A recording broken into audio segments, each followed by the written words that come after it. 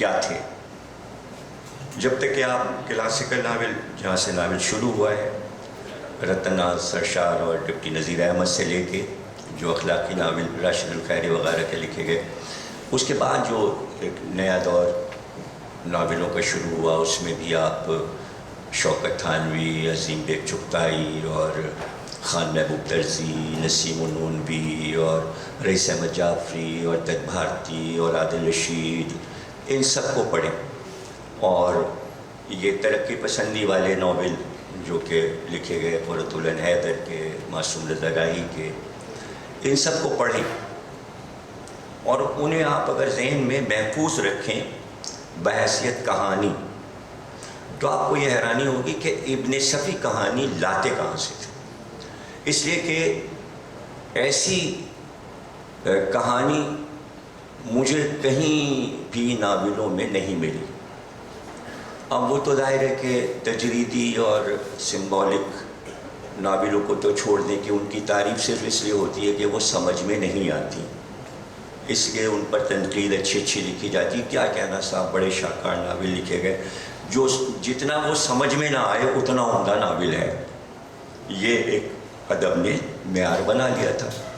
ابن صفی کی کہانی سمجھ میں آتی تھی اور اس کے کردار اتنے مضبوط، یہ سب کچھ میں جو کہہ رہا ہوں اس کے باوجود کہ جب ایک بحث یہ چلی ہوئی تھی کہ آیا جاسوسی ناولوں کو ادب میں شامل کیا جائے کہ نہ کیا جائے، تو وہاں پر ظاہر ہے کہ ایک نئی بحث نکل آئے گی کہ وہ کون لوگ ہیں کہ جو فلاں چیز کو ادب میں شامل کرتے ہیں اور فلانی چیز کو نکال دیتے ہیں. وہ کون لوگ فیصلے کرتے ہیں اور یہ فیصلے کہاں ہوتے ہیں اور کیسے ہوتے ہیں. ظاہر ہے کہ میں رک نہیں پاؤں گا، ورنہ یہ بات میں سحر بھائی سے ضرور پوچھتا کہ وہ کون سی چیزیں ہیں کہ جو ادب میں ملا لی جاتی ہیں اور وہ کون سی چیزیں جو نکال دی جاتی ہیں، اور یہ کام ہوتا کہاں ہے اور کون لوگ کرتے ہیں. تو اگر پڑھا گیا ہوتا ابن صفی کو غور سے، اور آپ یہ بھی دیکھیے کہ بڑے بڑے ادب کے لکھاریوں نے بھی ابن صفی کو پڑھا لیکن ظاہر نہیں کیا کہ ہم ابن صفی کو پڑھتے ہیں. یہ کیسی بات تھی، دو رنگی تھی یہ. اور اس وقت جب وہ زندہ تھے، وہ حیات تھے، اسی وقت ابن صفی پر تمام تنقید نگاروں اور محققین کو کام کرنا چاہیے تھا، اور درس گاہوں میں جیسے اور ادب کی چیزیں شامل تھیں اس کو بھی شامل کرنا چاہیے تھا. میرا تو خیر پورا خاندان ہی سب ماموں اور نانا اور والدہ اور والد اور بڑے بھائی اور بہنیں سبھی یہ ناول پڑھتے تھے. تو ہمارے ایک ماموں بہت شدت سے پڑھتے تھے، جیسے ہم پڑھتے تھے ویسے ہی وہ بھی. تو جب انہوں نے ایم اے کیا اسلام آباد میں، وہ ایک دن گئے، کہنے لگے آج میرا انٹرویو ہے سروس کے لیے. تو جب وہ واپس آئے تو میں نے ان سے پوچھا کہ کون سے محکمے میں آپ کا انٹرویو تھا. کہنے لگے پاکستان کا خفیہ محکمہ جاسوسی کا جو ہے اس کے آفیسری کے لیے مجھے کہا گیا، تو اس سلسلے میں انٹرویو تھا.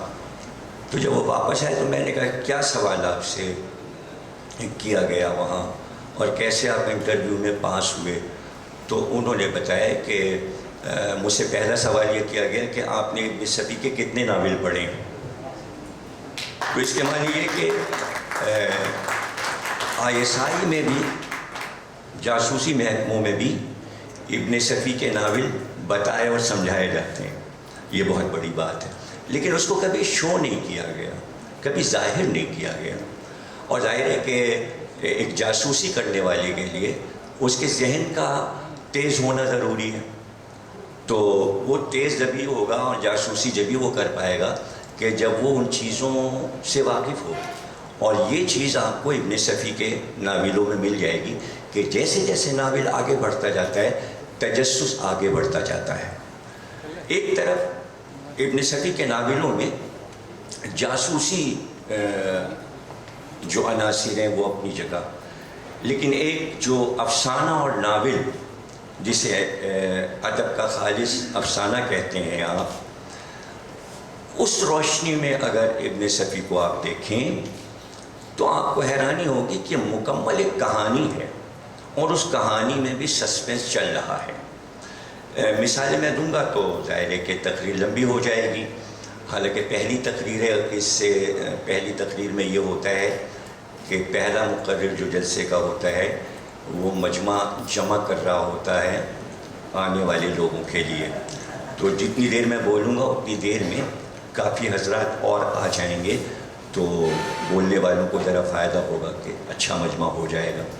تو اس سے تھوڑا سا وقت میں لے رہا ہوں آپ کا، معذرت خواہ ہوں. حالانکہ مجھے 2 جلسوں میں جانا ہے اور میں رک نہیں پاؤں گا، مسلسل پروگرام ہے میرے، اس لیے میں فوراً چلا جاؤں گا. اور میں بہت زیادہ معذرت خواہ ہوں احمد سلموں سے بھی اور سحر بھائی سے بھی. دل چاہ رہا تھا کہ پورے جلسے میں بیٹھتے، لیکن اتفاق ہے کہ آج اتنے بہت سے پروگرام ہو گئے ہفتہ ہونے کی وجہ سے. مثلاً میں آپ کو ایک ناول بتاتا ہوں ان کا.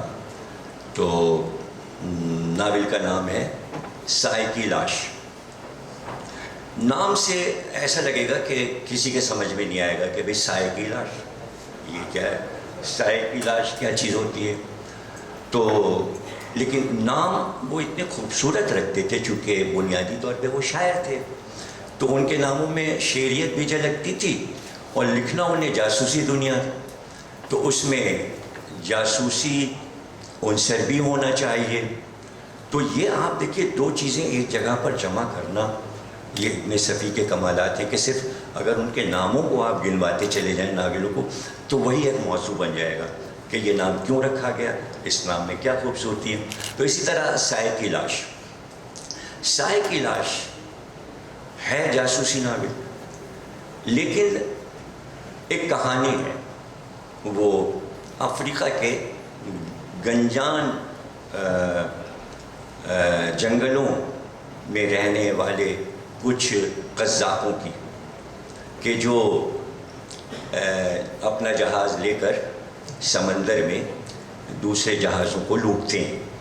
یہ سلسلہ ختم نہیں ہوا، یہ پھر ایک اور موضوع نکل آئے گا کہ جو کچھ ابن صفی نے لکھا وہ سب کچھ دنیا میں موجود ہے، اور آج کمپیوٹر اور ٹیلی ویژن ہونے کی وجہ سے ہم ان چیزوں سے واقف ہو گئے ہیں. تو آپ کو پتہ ہوگا کہ سمندر میں ایسے جہاز ڈاکوؤں کے پھر رہے ہوتے ہیں جو دوسروں کے جہازوں کو اغوا کر لیتے ہیں اور لوٹ لیتے ہیں. اب آپ سوچیں کہ آج سے 35-40 برس پہلے ابن صفی نے یہ کہانی پیش کی تھی جبکہ ٹیلی ویژن بھی نہیں تھا اور کمپیوٹر بھی نہیں تھا، اور کسی کو نہیں معلوم تھا کہ ایسا بھی ہوتا ہے کہ سمندر میں قزاقوں کے جہاز ہوتے ہیں. تو اس میں 2 ڈاکو، ایک عورت ہے اور ایک مرد ہے، ان دونوں کا ملاپ ہو جاتا ہے اور دونوں کی آپس میں شادی ہو جاتی ہے. تو عورت جو ہے وہ لیڈی تنویر، وہ بھی ڈاکو ہے، لیکن پھر وہ اس کی اولاد ہوتی ہے، ایک بیٹا ہو جاتا ہے، اس کا نام عدنان ہے، اور وہ مر جاتا ہے ڈاکو. اور تنویر جو ہے لیڈی تنویر اپنے بچے کو لے کے شہر آ جاتی ہے اور پھر اس کی پرورش کے لیے وہ بہت ہی شریفانہ زندگی گزارتی ہے. لیکن ایک عجیب بات یہ ہوئی کہ جو کہانی میں جو چیز غائب ہے وہ غائب ہے سائے کی لاش. یہ سائے کی لاش کیا چیز ہے؟ وہ ہوا یہ کہ بعد میں جب کہانی ختم ہوئی تو پتہ چلا کہ فریدی نے یہ ساری ڈیٹیل بتائی کہ افریقہ کے جنگلوں میں ایک ایسا بھی جانور پایا جاتا ہے جو آدھا آدمی ہوتا ہے اور آدھا جانور ہوتا ہے، اور یہ ہوتا اور یہ ہوتا اور ہوتا ہے. اس میں کا ایک کوئی ایسا کردار اس کو لیڈی تنویر کو مل گیا، اس کا نام ہے منڈونگا، اور وہ جناب بڑا طاقتور ہے اور وہ ہوا میں ایسے چلتا ہے جیسے اڑ رہا ہے، اور اس کے پیر جو ہیں وہ چھوٹے چھوٹے ریچھ کے جیسے پیر ہوتے ہیں چھوٹے، وہ ویسے پنجے ہیں اس کے. انہی پنجوں سے جب وہ فریدی کے گھر گھستا ہے اور اوپر کی منزل پہ چڑھتا ہے اور وہاں سے کودتا ہے تو زمین پہ جو نشان بنتے ہیں. تو عجیب بات یہ ہے کہ اس ناول میں ابن صفی صاحب نے اس کے منڈونگا کے پیروں کے نشان بھی چھاپے تھے. جہاں پہ ناول ختم ہوتا ہے وہاں پہ وہ اس کے پیروں کے نشان بھی بنے ہوئے تھے تاکہ جو سسپنس ہے لوگوں کا وہ دور ہو جائے اور سمجھ جائیں لوگ اور پھر آخر میں وہ فریدی پہنچ جاتا ہے اس کے لیڈی کے گھر اور فائرنگ کرتا ہے اور وہ اندر سے چیخ کی آواز آتی ہے اور منڈوگا جو ہے وہ مر جاتا ہے. اور جب تک اس کی پیشانی پہ فائر نہ ہو تب تک وہ مرتا نہیں ہے, مر نہیں سکتا تھا. یہ سب فریدی کو انسائکلوپیڈیا سے پتہ چل جاتا ہے اور وہ پتہ لگا لیتا ہے. اور پھر اس کے بعد وہ لیڈی تنویر جو ہے اس کی لاش پر بیان کرتی ہے کہ یہ میرا ایک ساتھی تھا جو میرا مددگار تھا اور اس نے مجھے بہت ہی مضبوط بنایا تھا اور میرے دشمنوں سے اس نے مجھے بچایا تھا. یہاں پہ آ کے ناول ختم ہو جاتا ہے. اب آپ دیکھیں کہ کہانی کہاں سے چلتی ہے, ذہن کہاں کہاں, سمندروں میں, جنگلوں میں, پھر شہروں میں, پھر پہاڑی علاقوں میں, اور کہانی جو ہے وہ چل رہی. اسی طرح ایک ناول ان کا جو بہت متاثر کن تھا وہ زہریلا آدمی تھا, اور یہ ہندوستان کے جاگیردارانہ ماحول میں لکھا گیا تھا. اور اس میں جو سب سے زیادہ متاثر کن کردار تھا وہ پرنسس تارا کا تھا. اور وہ ایسا کردار انہوں نے تخلیق کیا تھا, ایک انتہائی شریف خوبصورت لڑکی جو کہ پرنسس ہے, اسٹیٹ کی راجکماری ہے, لیکن نئے فیشن کے ہوٹلوں میں بیٹھک اور آنا اور جانا اور نئے ماحول میں اس کو دکھایا گیا ہے. اور بعد میں وہ ظاہر ہے کہ اس کی موت واقع ہو جاتی ہے. تو وہ بعض جگہوں پر ابن صفی رلا بھی دیتے تھے کہ ایسے کردار کہ جن سے پڑھنے والا جو ہے اپنا ذہنی رابطہ بنا رہا ہے اور اچانک اس کی موت ہو جائے تو اور زیادہ ذہن جو ہے وہ متاثر ہو جاتا تھا اور جذباتی ہو جاتا تھا. پھر اس کے بعد آپ یہ دیکھیے کہ ہم لوگ بچپن میں سمجھتے تھے یہ سب سچ ہے, اور ایسے کسوٹی کا پروگرام تو پاکستان میں بہت دیر میں شروع ہوا. عبید اللہ علیم اور افتخار عارف نے شروع کیا. اس سے بہت پہلے کی بات ہے, یعنی سن 50 کی بات ہے کہ اس وقت ہم لوگ بچپن میں کسوٹی کھیلا کرتے تھے ابن صفی کے ناولوں سے, اور ایک دوسرے سے بحث ہوتی تھی کہ بھئی فلاں چیز کس ناول میں ہے, ابھی فلاں کردار کس ناول میں, حمید نے فلاں جملہ کس ناول میں کہا, قاسم سے کیا مذاق ہوا تھا, رشیدہ انور کس ناول میں. تو اس طرح کے سوالات آپس میں جب جاسوسی پڑھنے والے بیٹھتے تھے پورے گروپ کے گروپ, تو یہ اس طرح کی باتیں ہوا کرتی تھی. بچپن میں نے دیکھا کہ جہاں میں رہتا تھا لکھنؤ میں وزیر گنج میں, تو خاص مرکزی علاقہ تھا لکھنؤ کا, اور ہمارے گھر سے سمجھیے کہ 10 قدم پہ میر تقی میر کی قبر ہے, اور ایک 15 منٹ کی واک کے بعد سودا کی قبر ہے اور انشا کی قبر ہے, اور آدھے گھنٹے کے فرق سے میر انیس اور مرزا دبیر کی قبر ہے.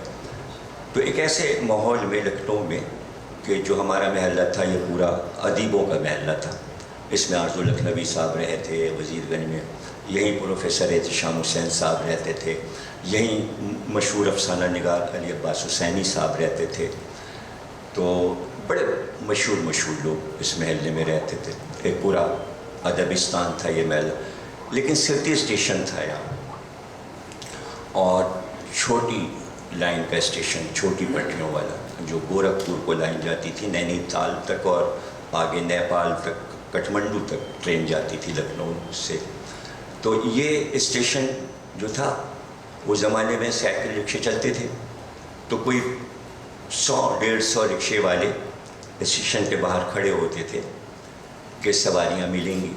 اس زمانے میں 5 آنے 4 آنے لکھنؤ میں وزیر گنج سے نخاس تک کے 4 آنے ہو جاتے تھے. نادان محل روڈ رکاب گنج سے 4 آنے, مولوی گنج سے جائیے نخاس تو 4 آنے. وہ سارے دیہاتوں سے آتے تھے رکشے والے, گولڈے سے, بستی سے, ہلور سے, سیتاپور سے. وہ بیچارے سب رکشہ چلانے آتے تھے. وہ پڑھے لکھے نہیں تھے, دیہاتی لوگ تھے, اس میں ہندو بھی تھے, اس میں مسلمان بھی تھے. وہ پڑھے لکھے نہیں تھے اس لیے رکشہ چلاتے تھے. لیکن جس دن ابن صفی کا ناول آتا تھا تو جناب سارے رکشے اسٹیشن سے غائب. پتہ چلا کیا بات ہے بھائی, آج ابن صفی صاحب کا ناول ہے, رکشے کہیں اور کھڑے ہوئے, سڑکوں کے کنارے کہیں ادھر ادھر. رکشے والے کہاں گئے, ان کا وہ تو حامد پارک میں سارے بیٹھے ہوئے. اب جو جا کے دیکھا تو وہ جناب ایک آدمی بیچ میں بیٹھا ہے اور وہ ابن صفی کی ناول پڑھ رہا ہے اور سارے رکشے والے دائرہ بنائے بڑے غور سے، جیسے کوئی آپ سمجھیے کہ پرانے زمانے میں سنتے تھے قصہ خوانی پیشاور داستان کو ہوا کرتے تھے. اپنی آنکھ سے دیکھا. اچھا اب تو آپ کے سمجھے کہ وہ کوئی سنانے والا احمق تھا؟ نہیں. اس زمانے میں جہاں 4 آنے ایک سواری کے تھے، وہ سارے رکشے والے جب ناول ختم ہوتا تھا تو تمام رکشے والے 1-1 روپیہ اس کہانی والے کو نذرانہ پیش کرتے تھے کہ اس نے ہمیں ابن صفی کا ناول سنایا. تو اگر یہ میں آپ کو بتانا شروع کروں اپنے بچپن میں کہ کہاں کہاں کیسے ابن صفی پڑھے جاتے تھے، صرف اگر میں آپ کو سلسلہ بتا دوں، اس لیے کہ یو پی جو ہے وہ رجواڑوں کا صوبہ ہے، راجاؤں کا. تو ہر رجواڑے کی رانیاں اور راجکماریاں سب ابن صفی کو پڑھتے تھے اور ان کے لوگ لگے ہوئے تھے، ملازم جو تھے کہ وہ بھاگم بھاگ دکان پہ آتے تھے، فلاں بٹیا نے یہ کتاب منگوائی ہے، 10 روپے رکھ لو مگر ناول دے دو. اب ناول ایک دکاندار کے پاس 6 آتے تھے، 6 سے زیادہ ملتے نہیں تھے اس لیے کہ ڈسٹریبیوشن میں. اب ہمارے وزیر گنج میں 2 تھے، ایک شریف صاحب تھے اور ایک چھبن صاحب تھے. چھبن صاحب یہ پیر بیکار تھے اس لیے گھر والوں نے ان کو لائبریری کھلوا دی تھی. تو اب ان سے وعدہ تھا کہ بھائی سب سے پہلے ہمیں دیجیے گا. اب وہاں جج صاحب تھے بہت بڑے، ان کی 6 بیٹیاں تھیں، وہ 6 کی 6 کی فرمائش ہوتی تھی کہ بھائی چھبن صاحب کتاب ہمیں بھیجیے گا. اب چھبن صاحب کس کس کو 6 کتابوں میں دیں؟ تو میں نے ان سے یہ معاہدہ کر لیا تھا کہ دیکھیے ہم آپ کو 10 روپے دیں گے زر ضمانت، کرایہ ہم آپ کو دیں گے 1.5 روپیہ، لیکن ہم آپ کو کتاب 1 گھنٹے میں واپس کر دیں گے. جبکہ لوگ 1.5 دن یا 2 دن رکھتے تھے کتاب، تو وہ اس معاہدے میں بہت خوش تھے کہ پیسے بھی مل جاتے ہیں اور 1 گھنٹے میں ہی کتاب. تو میں یہ کرتا تھا کتاب لے لی کرائے پہ اور سٹی اسٹیشن پہ چلا گیا اور سیٹ پہ بیٹھ کے آرام سے پڑھی ناول 1 گھنٹے میں. گھڑی دیکھی، ہاں بھائی وقت ہو گیا، گھر جانا ہے، پڑھائی کا وقت شروع ہو گیا، ناول واپس کی، اپنے پیسے واپس لیے، گھر آ گئے جیسے کچھ کیا ہی نہیں.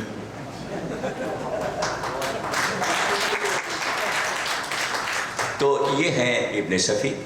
اور ظاہر ہے کہ بڑی باتیں ہیں کہاں تک کریں. اور لکھنا شروع کیا تھا، 200-250 صفحے لکھ ڈالے تھے ان کی زندگی میں، جبکہ ان سے ہماری پہلی ملاقات ہوئی.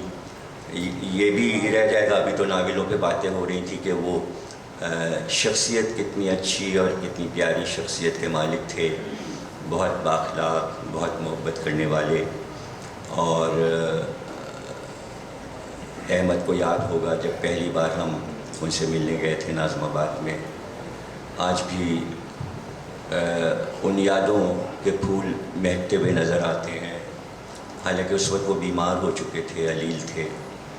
بلکہ جب میں نے جوش ملی آبادی کی کتاب انہیں پیش کی، جو اسی زمانے میں میری کتاب چھپی تھی، تو احمد میاں نے بتایا کہ بابا یہ کہہ رہے تھے کہ میں تو بالکل جوش ملی آبادی کی طرح ہو گیا ہوں.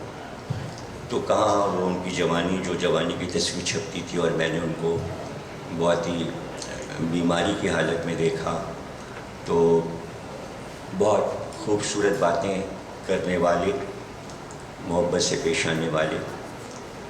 میرے پاکستان آنے سے پہلے، یعنی میں 67 میں پاکستان آیا ہوں، تو علامہ طالب لوری صاحب بتاتے تھے کہ بھائی چوارنگی پر سید محمد دہلوی صاحب کی جو مارکیٹ تھی، اس میں جاسوسی دنیا کا آفس تھا اور ابن صفی صاحب آ کر بیٹھا کرتے تھے. تو ہم لوگوں کی یہ مشترکہ دوستیاں تھیں جاسوسی ناولوں پر. تو اس میں یہ ہوتا تھا کہ چونکہ پورا سیٹ میرے پاس تھا میری لائبریری میں، اور علامہ طالب لوری صاحب کتابوں کے بارے میں بڑے لاپرواہ، تو وہ کھو دیتے تھے کتابیں. تو 5-5 کتابیں مجھ سے لے جاتے تھے. تو میں نام لکھوا کے دستخط لیتا تھا کہ یہ آپ کو واپس کرنی ہے 5 کتابیں، تب مزید 5 ملیں گے. تو پھر وہ حفاظت کرنے لگے تھے اور اپنی بیوی سے کہتے تھے اس کو الماری میں بند کر کے رکھو، بچوں کو نہ پتہ چلے ورنہ یہ کتابیں غائب ہو جائیں گی. پھر مزید ضمیر اختر صاحب مجھے پڑھنے کو نہیں دیں گے کتاب. تو ہماری اور طالب نوری صاحب کی دوستی جاسوسی دنیا پر جو باتیں ہوتی تھیں آپس میں، وہ بھی خوب پڑھے ہوئے تھے، ان کو بھی یاد، میں بھی خوب پڑھے ہوئے تھا. تو وہ کہتے تھے کہ میں جا کے دوپہر میں اکثر ابن صفی صاحب کے پاس بیٹھتا تھا، ان سے بہت سی باتیں ہوتی تھیں. پھر اس کے بعد ہمارے ساتھ بھی ملنے کے لیے کئی بار طالب نوری صاحب گھر پر گئے، ان کے انتقال سے کچھ دن پہلے. اور محبت ان کی یہ تھی کہ انہوں نے ایک کتاب میری آ رہی تھی اردو مرثیہ پاکستان میں، تو جب ان کو پتہ چلا تو انہوں نے مجھے 2 نظمیں اپنے ہاتھ سے، رائٹنگ بڑی اچھی تھی ان کی، خوش خطی کے ساتھ خوبصورت لکھ کے، ایک سلام امام حسین علیہ السلام پر، اور ایک ان کی نظم تھی جو طالب نوری صاحب کو بھی بہت پسند تھی، جو امام مہدی علیہ السلام سے متعلق، ظہور سے متعلق ہے. وہ بہت خوبصورت نظم ہے، بہت شاندار نظم. تو ایک تو میں نے اپنی کتاب میں شائع کر دیا تھا 1982 میں، اور دوسری نظم میرے کتب خانے میں موجود ہے. تو اس طرح ان کی بہت سی یادیں آپ سنیں گے، اور شکریہ آپ کا کہ آپ نے میری باتوں کو سنا. دل تو چاہتا تھے اور باتیں کی جائیں، لیکن انشاءاللہ امید ہے کہ راشد اشرف کے لیے یہ لفظ ہے کہ ابن صفی کل بھی اور آج بھی، کل ہمارے لیے تھے، اور راشد اشرف اور عقیل جعفری اور سب کے لیے آج. تو اب نئی نسل کا کام ہے کہ یہ جلسہ تو آپ نے کر لیا، بہت اچھا ہوا، جلسہ بہت بڑا ہونا چاہیے. راشد اشرف نے مجھے بتایا تھا کہ بمبئی میں کوئی بہت بڑا سیمینار ان پر ہوا ہے، تو ایسا سیمینار ہونا چاہیے جس میں تمام باہر کے لوگ آئیں، اور انڈیا سے بھی بلائیں، اور لندن سے بھی بلائیں، اور دیگر ملکوں سے بلائیں، جو ان کے مداح ہیں، ادیب ہیں، مقالے پڑھے جائیں، ان کو کتابی شکل میں شائع کیا جائے. اور جیسا کہ آپ کارڈ میں ہم نے دیکھا کہ 3 اداروں کا تعاون ہے، آرٹ کونسل اور ٹیکنور وغیرہ وغیرہ، اور ایک پبلیشر بھی. تو آپ ہمیں نہ بھولیں، ہمارا تعاون بھی شامل کر لیں، ہمارے ادارے کو بھی شامل کر لیں. اور ہم یہ کہتے ہیں کہ اگر سیمینار بہت بڑا راشد اشرف نے کروایا اور اس میں 20-25 مقالے پڑھے گئے، تو یہ میرا وعدہ ہے کہ کتابی شکل میں میں اپنے خرچے سے چھپواؤں گا، کتابی شکل میں.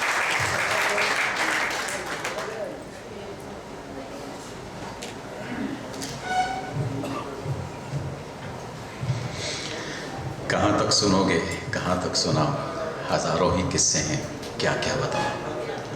علامہ صاحب ابھی ابن صفی کے حوالے سے گفتگو کر رہے تھے. ہماری بڑی بدقسمتی ہے کہ ہم ایسی شخصیات کو وہ مقام نہیں دیتے جو ان کا مقام ہوتا ہے. جے کے رولنگ نے ابھی گزشتہ دنوں جو ہیری پوٹر کے نام سے ناول لکھا،